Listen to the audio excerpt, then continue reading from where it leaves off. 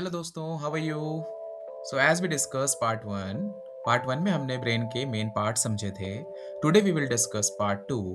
इसमें हम जानेंगे ब्रेन कैसे काम करता है, व्हाट आर न्यूरॉन्स और ब्रेन के डिफरेंट लोब्स क्या रोल प्ले करते हैं। So let's begin. So friends, as you can see in the image, brain का सबसे इंपॉर्टेंट यूनिट होता है न्यूरॉन। न्यूरॉन एक नर्व सेल है जो मैसेजेस को ब्रेन से बॉडी तक और बॉडी से ब्रेन तक ले जाता है। न्यूरॉन के तीन मेन पार्ट्स होते हैं। First one is dendrite, second is cell body and the third one is axon. इस पे एक माइलिन सेथ की भी लेयर है जो कि एक प्रोटेक्टिव लेयर होती है।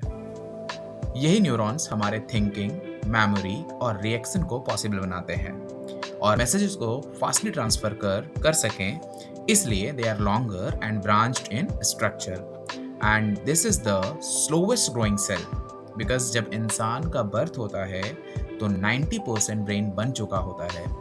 केवल एज के साथ हम उसको यूज करना सीखते हैं। तो जैसा कि आप फिगर में देख रहे हो, डेंड्राइट क्या करता है, मैसेजेस को या सिग्नल्स को रिसीव करता है। सेल बॉडी कंट्रोल्स करके न्यूरॉन को ट्रांसफर करते हैं एंड एक्सॉन जो है आपका मैसेज को कैरी करके फॉरवर्ड कर देता है।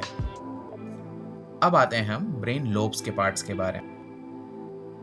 तो सेरिब्रम जो है वो 4 लोब्स में डिवाइडेड है। हर लोब का अपना अलग फंक्शन होता है। थिंकिंग से लेकर विजन तक ये सेरिब्रम के लोब्स पर डिपेंड करता है। So first lobe is frontal lobe, जिसका काम है थिंकिंग, डिसीजन लेना, पर्सनालिटी मैनेज करना। सेकंड हमारे पास है पेरिटियल लोब, जो कि टच एंड सेंसेशन को भी बताता है। For example good touch, bad touch, या फिर कोई भी ऐसी ऑब्जेक्ट आपके नियर बाई गई है या फिर कुछ सेंसेशन है, तो वो सारी चीज़ें पेरिटल लोब से मैनेज होती हैं। Third one is temporal lobe, जो कि सुनने और चीज़ों को याद रखने में हेल्प करता है। And the last one is occipital lobe, जो कि विजन प्रोवाइड करता है। नेक्स्ट आगे आते हैं। तो दोस्तों, ब्रेन जो है बहुत ही डेलिकेट ऑर्गन है, इसलिए नेचर ने इसे स्ट्रॉन्ग प्रोटेक्शन दी है। ब्रेन को प्रोटेक्ट करता है स्कल, मेनिंजेस और cerebrospinal fluid. In short it is known as CSF। तो स्कल जो है आपका एक हार्ड आउटर कवरिंग होती है। मेनिंजेस क्या है, इट कंटेन 3 प्रोटेक्टिव लेयर।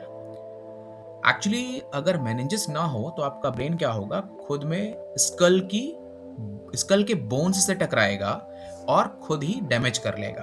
तो इन जनरल हम मेनिंजेस को ब्रेन का हेलमेट भी कहते हैं। और नेक्स्ट हमारे पास जो CSF है वो शॉक एब्जॉर्बर है। अगर ब्रेन के अंदर बहने वाला जो लिक्विड है, जो आपके दिमाग को स्कल के अंदर तैरता हुआ रखता है, ताकि ब्रेन को अगर कभी झटका भी लगे तो किसी भी तरह की खरोंच उसमें ना आए। नेक्स्ट इमेज में आप देख रहे हो कि ब्रेन के 2 हाफ्स हैं, लेफ्ट हेमिस्फीयर और राइट हेमिस्फीयर। बेसिकली जो लेफ्ट ब्रेन है वो लॉजिकल थिंकिंग करता है, जैसे मैथ्स एंड रीजनिंग, इस तरह के प्रॉब्लम्स को सॉल्व करना।